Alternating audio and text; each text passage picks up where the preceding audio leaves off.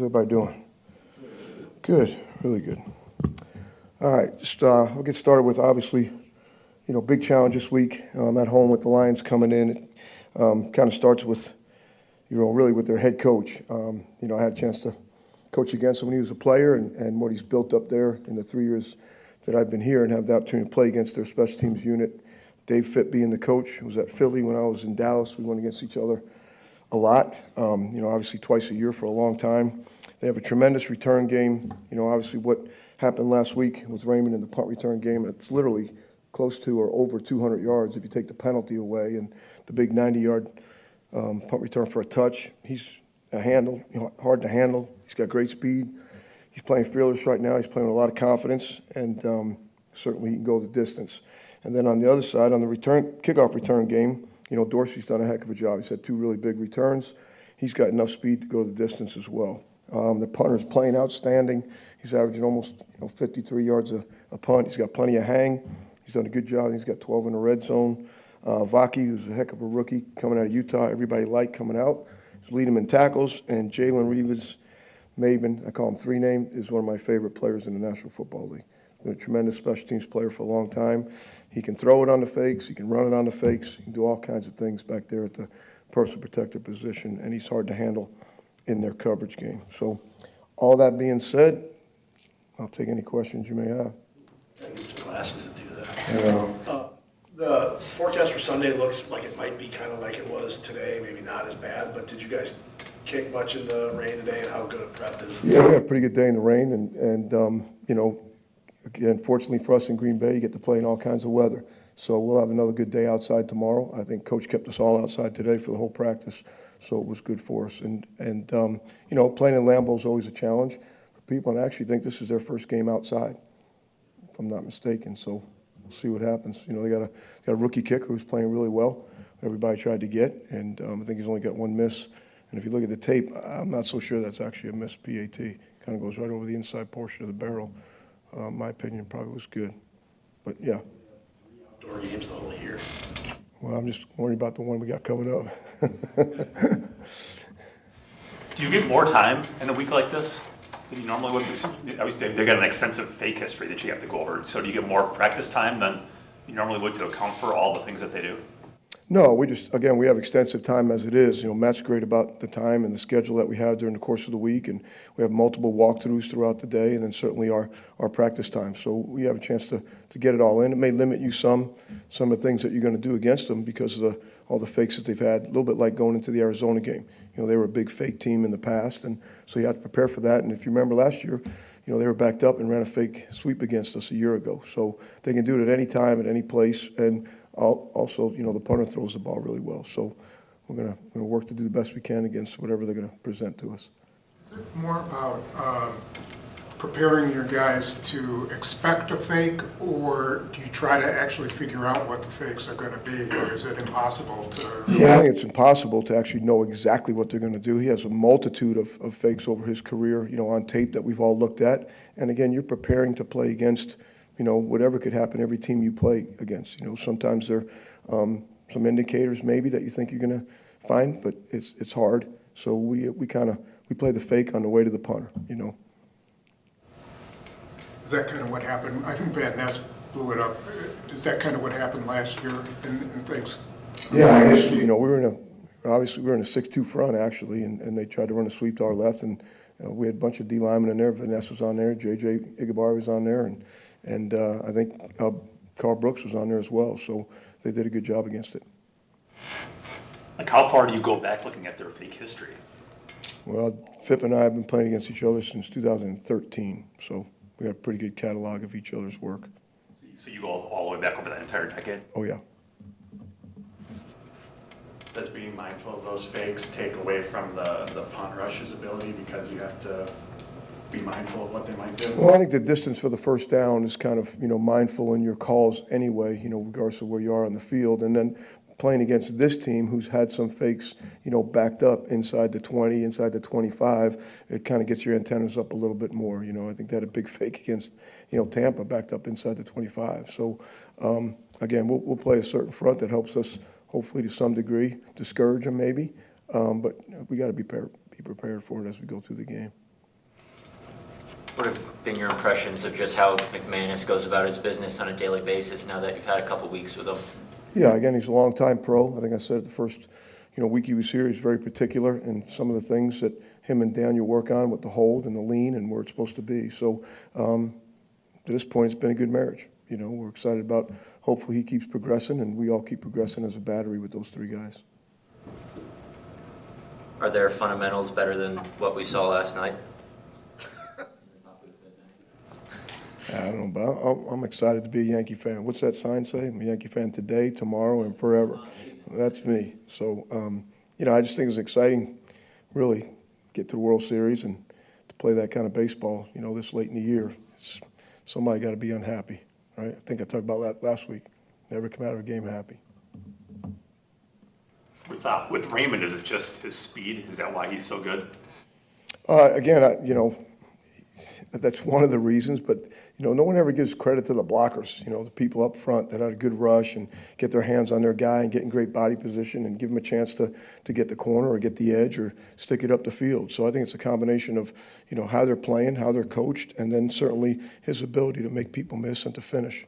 Some guys can make people miss and can't finish, but, right now he can do it all. I mean, he was a handful last year. Thought we had good battle against him last year, both games here and there. So we're expecting him to play at his best, and hopefully we can do a good job of containing him.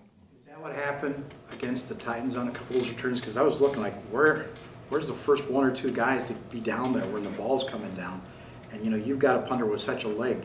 Is that a challenge every week to get guys down there 50, 60 yards down the field? Yeah, certainly. If you have a 63-yard punt, you'd love to hang to, be in the 5-0 range. If not, if they're doubled outside or they singled. So there's a lot of factors that go into it. I really can't speak to that game.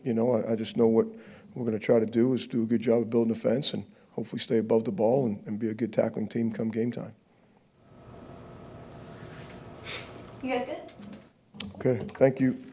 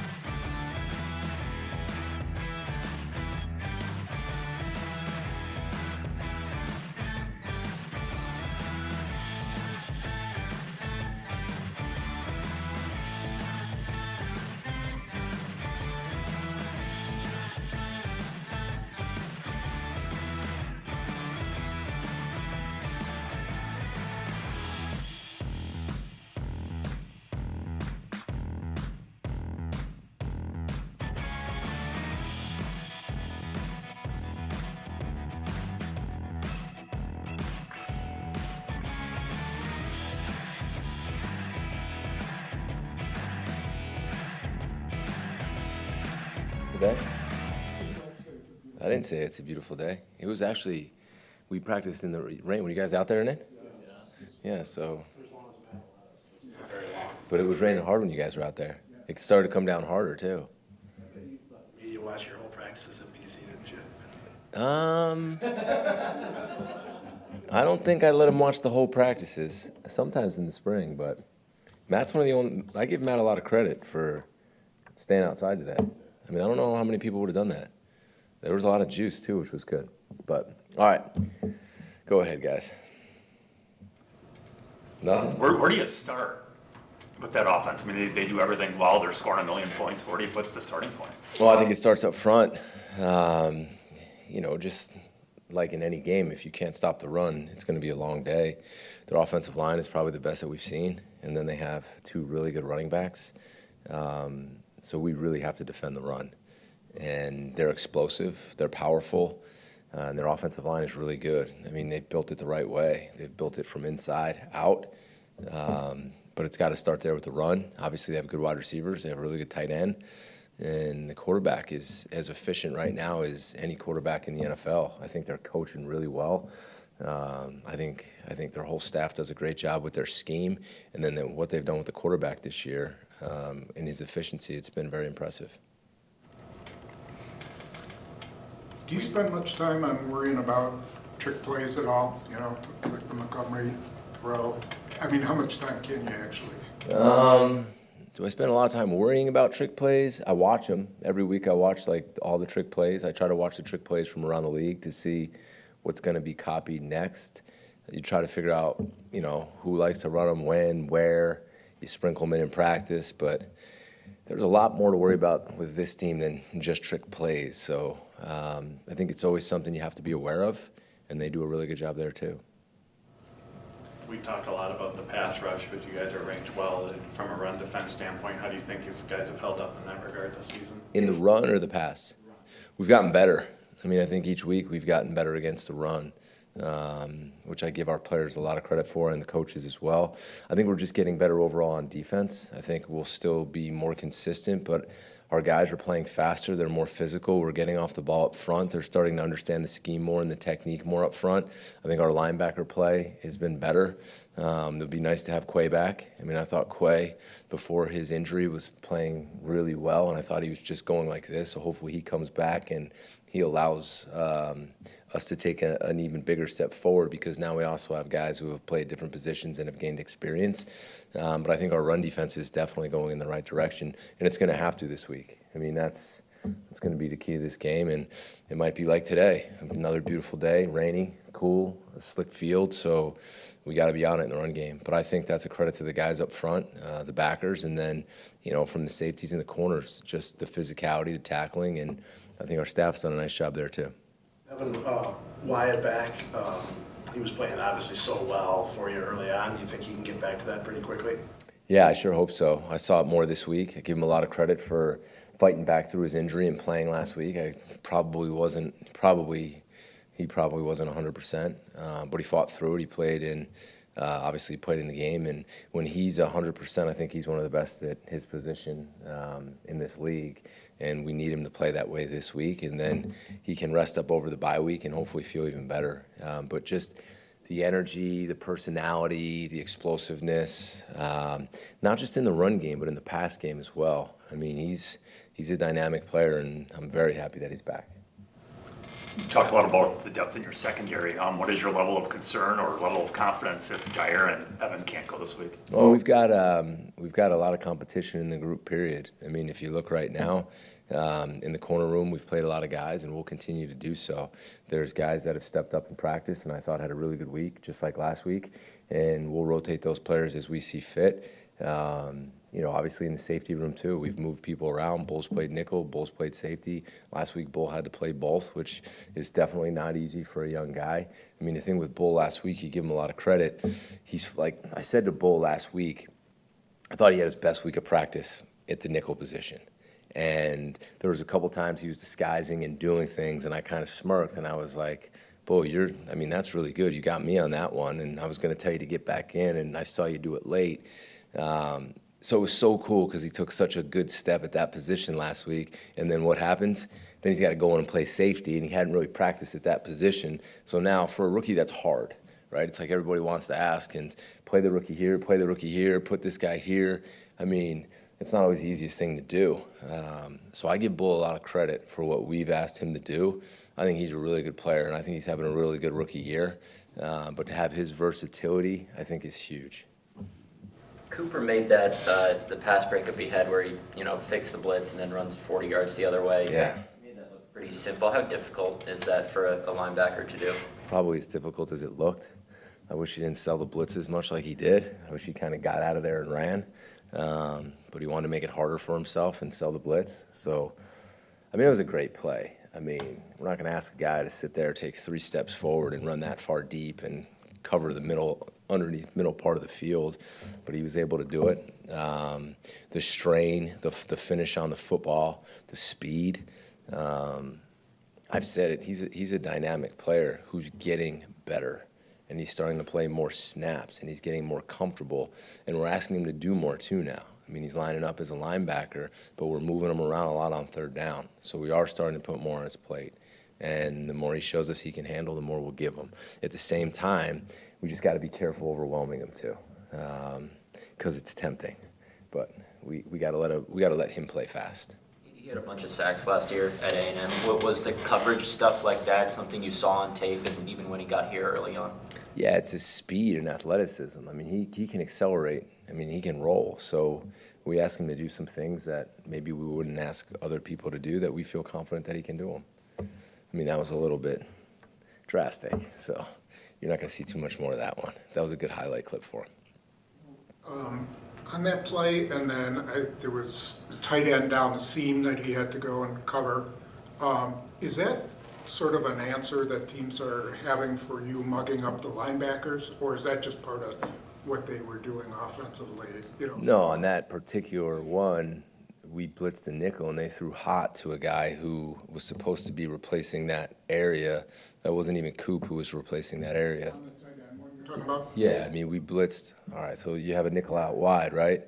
So they caught us that we blitzed the nickel and he quickly threw hot and replaced where the nickel came from, which was a different play than the other one that you were describing. They're not related to.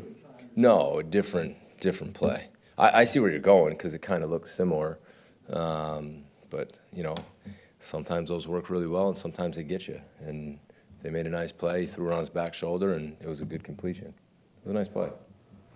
Jeff, when an offense is in the red zone and they bring in a eligible receiver, they bring in a tackle, what's the challenge for you, the personnel you want to have for that situation, and your guys on the field to understand that they may have to change their assignment? You know, as long as they know that he's eligible, it's no big deal. They just can't get caught up that he is an offensive lineman. I mean, they need to know he's eligible, and just like anything else down there, their eyes need to be in the right place. So if we're in man coverage and that guy needs to be covered, you better keep your eyes on him in case he does run a route. If we're in zone coverage, you better treat him the same way. So it's just knowing and understanding. That's all. Guys like either Kenny or Quay or X to shout that out so all your 11 understand what's going on? Well, they need to report him as eligible, right? So once they do that and we've practiced it, we'll make them aware. Your pass rush has gone hot and cold this year on a lot of it. Obviously, Hurts and Richardson and those guys. How about last week against Jacksonville? Was that good enough, and you need to be better this week against? Well, I'd like to be better every week. I've consistently said that, right? We need to be better than we were last week, and I said that the week before, regardless of how we played. I know our pass rush has gotten better, and it's gotten a lot of people's attention, and you can see that by the way people are trying to block us. When you combine the pressures that we have, the different looks that we have, and then the players that we have up front and the ability to rush for or send however many that we want, I think they've done a nice job. With the pressures and, you know, with the sacks that we've gotten. Our pressure rates are pretty good and our sack rates are pretty good, so I give those guys credit. Jeff, what's the challenge with this group specifically, though? They've got a really good offensive line, and Matt was talking earlier today about how if you give Goff time and you don't get him off the spot, he can pick you apart. So how do you view this week's pressure challenge? Just pressure, overall challenge, because overall you're talking about, you know, possibly the best offense in football right now, one of the best teams in football right now, with a really good offensive line, really good backs, a really good quarterback, really good receivers, and a great coach. So are we asking about how we're going to get pressure on Goff? Like, you want to know how we're going to get pressure? No, I don't want that. How important it is. It's very important to get pressure on Goff. I mean, you know, but I think we got to be calculated with that. We just can't try to go after him every single play and every single third down. There's going to be times when we pressure him. There's going to be times when we show him pressure and drop out. There's going to be times when we send 4 unconventionally. There's going to be times when we send, 5+, and there's going to be times maybe we drop 8. I mean, I think in anything, pressure always isn't just about overwhelming them with numbers. It's about making them see different things, right? It's all of a sudden he thinks 6 are coming, but 3 are coming or 4 are coming, and maybe we speed him up and we force him into a bad throw. Or maybe we drop a guy underneath where he didn't think the guy was going to drop, and now he throws a bad ball. I mean, I think the key for us is to constantly change up the looks and make those guys think, right? And we're going to have to do it all, because then there's really good players that we have to cover, possibly double, or possibly drop extra defenders in zones. It's challenging every week. We play good quarterbacks and we play talented wideouts. This group can run the ball at a high level too. Carrington Valentine's, a guy who started like half the season here last year, so we know he can play. If he needs to on Sunday, what have you seen from him in practice and when he has gotten into games that makes you think he can handle it this year? I know he can handle it. I have total confidence in him, and I know you'll start to see more and more of him. I think he's practicing extremely well. I think there's great competition in that room right now, and depending on, who plays, what packages that we decide to go with, what personnel groupings they send on the field. Like last week we saw, again, there's 2 weeks in a row we saw a lot of big people, right? So there's less DBs on the field, but I'm very confident in him. And I'm excited to, as the season progresses, to see what he can do. And I'm confident. He's got great energy. He's competitive. He'll tackle. So I have total confidence in him. How do you prepare for the angles your guys have to take with a guy like Gibbs? Because, you saw on the 67-yarder, the safety took a bad angle and he's gone. Is there any way in practice you can do that, or is it simply just telling your guys, you got to respect his speed? Well, you see the tape. I mean, the thing with him is you better have good edges and you better line up well, because how could I explain this to you? If I'm supposed to be lined up outside shade of the guard as a backer because I have a certain gap, but I line up slightly too far inside, he will make you pay and you will have a bad angle and you will have no shot to get him. If I'm the B-gap defender and I need to keep my outside arm free and make sure I hit the B-gap at an outside-in angle and I hit it inside out and they have an angle to block me and he hits an open B-gap, it's not just going to be a 5-yard gain. He's probably going to hit an explosive on you. So it's going to be about alignments, being precise with them, understanding the leverage you should have on the ball carrier, and then setting edges, right? You have to set edges and send the ball back. If this guy gets the perimeter and he doesn't have to stutter his feet, there's a chance he'll be gone. I mean, I played against this guy for 2 years when I was at BC and he was at Georgia Tech. I saw him return the opening kickoff for a touchdown, and it was like, all right, this guy's going to be playing for a long time, right? He's a special, special player, and so is Montgomery. I mean, it's not just like one's got power and one's got speed. They're both really good players. So we need to be on it. We need to get off blocks. We need to tackle well. We need to get multiple hats to the football to get them down. At the same time, we've played really good backs. I think every week it's the same thing. What back are we going to play against this week? And I have a ton of respect for both of these guys. And I think their run scheme's good. I think they're really well coached. I think their O-line coach does a good job, and the coordinator sets it all up really well, and they throw a lot of different things at you in multiple personnel groupings. They can line up in one back, they can line up in two back, they can spread you out. They use receivers as blockers. They'll sift those guys back. The receivers block well, they're physical. They do a nice job. 2 more, please. You had mentioned Bullard in practice last week disguising one of the coverages that you didn't expect him to do. Is there a balance of the autonomy given the players that ability to make those decisions on their own, and the teaching points of in this type of situations it might be best to disguise, or how do you strike that balance with them? No, that disguise is taught. That's not something that's taught within the coverage. It's just they don't always do it. He did it really well in that play in practice, and I just was using that point to reiterate Bull did such a good job at one position last week as a rookie, practicing all week, and it can flip like that when someone gets hurt and you have to put him in another position, and you just can't take that for granted that he's still a rookie and he's still learning and he doesn't have 4 or 5 years in our system playing in it. So I was just using that as a point to just compliment him on what he had to do in the game, because initially in the game when he came in, you could see there was some uneasiness, but he finished really well. And I give him a lot of credit for that. I'm not surprised. He's a good player.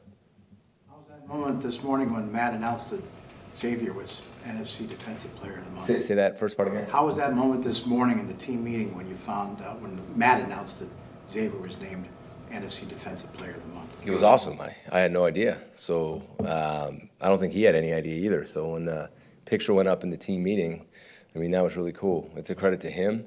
And I told the defense today in front of the defensive staff, too. I congratulated him just like we're sitting here in front of the whole defense. But I also said, I mean, everybody needs to get credit in this room. That's rush, that's the linebackers, it's coverage, and then it's ultimately him making those plays.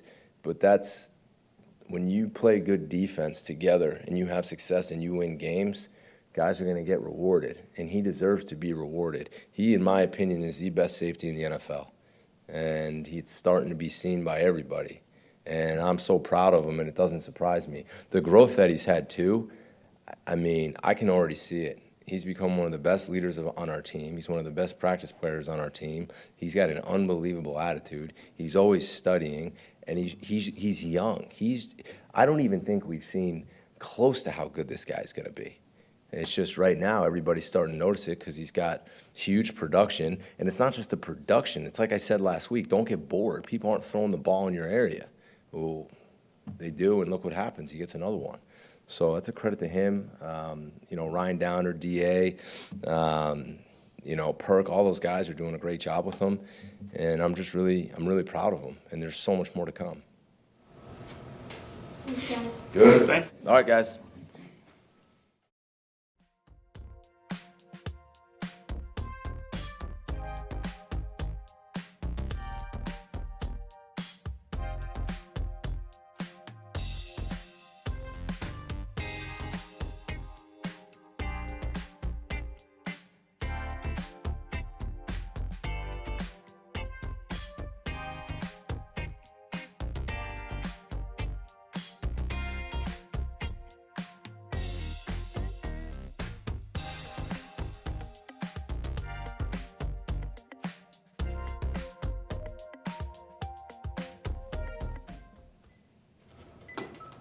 Were you surprised Myers got through the game after banging that thing up again?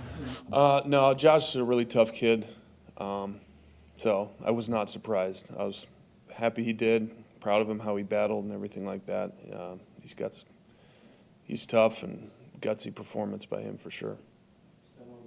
The other day when it was clear Malik was going to go in, Tom and Matt were over there with him on the bench talking to him. What do you do at that point? Are there things that you relay down, or you just let those guys handle it on the sideline? Yeah, you kind of, go through, you have a little plan of, if Malik comes in, kind of what you want to get going, the plays you want to go to. And with him, with the experience he has now, there isn't a whole lot that he can't do as far as run our offense. So I think for the most part, it's just a matter of getting him prepared for all right, this is the upcoming drive. Here are the plays we're expecting. Here are the third downs, that we're thinking about going with in whatever situations we're in.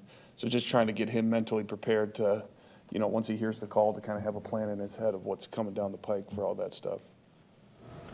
Back to Myers, if he can play on Sunday, how does a lineman play with one hand that's not up to snuff? Yeah, you just gotta gut it out. I mean, it's one of those things. It's been done before. Guys have played through broken hands and things like that, or sprained whatever. So yeah, you just got to get it done. There's really no other explanation than that. Do a better job with your other hand. Move your feet better. All those things. He's one of those guys that'll just go out there and prove it. You have to see him practice or be able to use it? Yeah, before you- I mean, that's one of those things, any player, they have to themselves, these guys are adults, so if they say they can't go, they can't go. And I think it's really important for them to go out there and play a little bit just so they feel confident in themselves and how they're going to do on Sunday, for sure. He's not going to say I can't go, knowing him the way he is. So are you operating under the assumption that he will find a way to go just because of his track record? Yeah, I'm kind of just gonna. We have a plan if he goes. We have a plan if he doesn't. So it's one of those things. It's just like any injury during the week. We'll kind of play it by ear, That kind of tough for you too, though. I mean, you have to pick what's best for the team, right? Can he? Yeah, perform? no, that's totally right. If you think, your option B is going to be better than Josh not playing 100% or whatever percentage you think he's going to do, then yeah, you definitely have to go with what you think is going to be best. But yeah, that's kind of a decision that we'll take day by day as the week progresses. What did you think of what you saw from Jordan today? I thought he was limited, and yeah, he's getting better every day. So again, kind of play it by ear. What did he say? It's realistic. Is that what he said? That it's realistic. It's realistically limited. gave you the opportunity to say he was limited. Is it good that he was out there in a rainy situation like that? Yeah. Especially if the game's gonna be like that on Sunday? Yep, yeah, there's a chance, obviously, that, I think there's some rain in the forecast, so that certainly could be the game day conditions. Yeah, and I think for him, like, again, him getting that confidence of going out there and just running around and throwing the ball and doing all that stuff, that's the most important thing, is that, for just him mentally getting ready to get himself in position to play. Do they do things differently up front with their pass rush without Hutchinson? They bring a little bit more pressure, you know, with blitzes and things like that, just to kind of create pressure on the quarterback. But, yeah, I mean, Hutch was playing at a very high level, obviously, so that was a big loss for them. But those other guys, you know, they brought a couple new guys in. They had a lot of production last week. So they've done a really good job getting after the quarterback, disrupting the timing. They're very successful on third downs, getting off the grass. So it's going to be a big challenge for us, for sure. But, yeah, their pressures have amped up the last couple of weeks since he's been out. Why have their safeties been so productive? Is that just a byproduct of their front being so good? Or Yeah, what is I it? think anytime, you know, you can create pressure on the quarterback, you create, obviously, throws that may not be the right decisions or just throws that are quicker than normal. But both those guys, Joseph and Branch, have phenomenal ball skills. Those guys make some pretty good plays that most safeties don't make, just as far as catching it in difficult situations. Joseph does a really good job just reading eyes of the quarterback and being at the right place at the right time. So, yeah, they're a good 1-2 punch back there, and they do a really good job. Steno, every time we're in the locker room, I see Brooks on his iPad, and I went up to him yesterday, and he was very polite with how annoyed he was that I was bothering him and interrupting him. Yeah. What have you seen from him that has allowed him to get up to speed? You know, what he got here, right, September 3rd or whatever Yeah. it is. And the fact that you guys are entrusting him in some pretty crucial third down situations to pick up pass rush, that says a lot about what you think of him. How has he done that? I think he is the definition of a professional. Like, everything he does is super intentional. I don't know if I've ever seen him laugh or smile the whole time he's been here. It's just all business, very serious kid, which is great. He's hungry. He wants to make a name for himself. And I think every week he gets out there, he gets a little bit better and a little bit better. And, yeah, I'm really happy he's on our team for sure. He's stepped up. Does he have some pass catching ability? Yeah. Yeah, last week he did a good job running a route, made a catch. But, yeah, he can block, he can run, he can catch. He's a good back. Adam, at tackle, I know you're in season, but have you seen progress from Kadeem? He's so big. Or Travis at that position of tackle? Yeah, no, they both have done a good job, obviously getting a lot of scout reps. Kadeem and Travis have both been working tackle and guard, just kind of being ready for when their name's called, whether it's outside or inside at any of those positions. So they've done a good job kind of improving their depth or their positions that they can play. They both compete hard. They're both physical kids. They're big. So, yeah, I'm excited about both those young players for sure. You keep them active based on how they practice that week? Or, because At sometimes times, yeah, at times, you know, and a lot of it depends on, you know, if a guy's banged up here or there and you think, you know, you may need more interior guys or tackles. It's been a little bit of both as the season's gone on. Hey, Steno, we've obviously seen firsthand what happens when you have a really good safety who can take the ball away with what X has been able to do. From the flip side, these guys, obviously, their safeties are taking the ball away. Yeah. How does that impact kind of how you're thinking about attacking them when they're Yeah, I mean, it certainly is something you have to be aware of, but it's kind of a byproduct of their just entire defense. They're a pressure-based defense. They're going to, you know, jam, man coverage, everything about them. They want to challenge you. So I think the safeties are kind of the free guys at times where they can be the guys reacting off of all the press corners and things like that where they can just go make a play. But you can't let it affect you too much where it paralyzes you, but it's certainly something that you need to be aware of. especially when you get down into the red zone. They've done a good job getting some timely picks down there. On the throw Malik makes to Reed, we talked a ton about it, I know, but you're up in the box watching that. Oh, yeah. A, can you kind of take us through how you're feeling as you're watching it? And then Yeah. B, what does that play say about how far he's come if you would need him again? You're talking about Malik? Yeah. Yeah. You get very excited and nervous at the same time once you hear the play call, and you're obviously staring right at Jay Reed. And, watch him come out of the break on that thing, and he's open. And then you get pretty excited, but also very nervous at the same time. And he just delivered a dime. Like, that's not an easy throw, right on the money. It was a pretty cool thing just to watch it all unfold. Something I'll never forget for sure. But yeah, it's impressive. Like, the cool thing about Malik is just throw him in a situation, he doesn't get rattled, he stays calm, and yeah, he's delivered. He's done a great job. This is a stupid question, but why was it beneficial that they shifted the strong safety from one side of the formation to the other to give you guys the look? A couple guys said after the game that, on that second play of the back-to-back, we got the look we were looking for. Yeah, it just depends on the certain type of coverage. It kind of told you what coverage they were in, so you knew that there wouldn't be a safety hanging out back there to pick the ball off or anything like that. So, yeah. If someone else has to go at center this week, is there a transition with the pre-snap portion of it for that player in terms of making the calls, or? Yeah, I mean, that's obviously a huge thing for any center, is run targeting and pass targeting, just getting everyone on the same page. So that's a thing, you always work with these backup guys to just get them ready.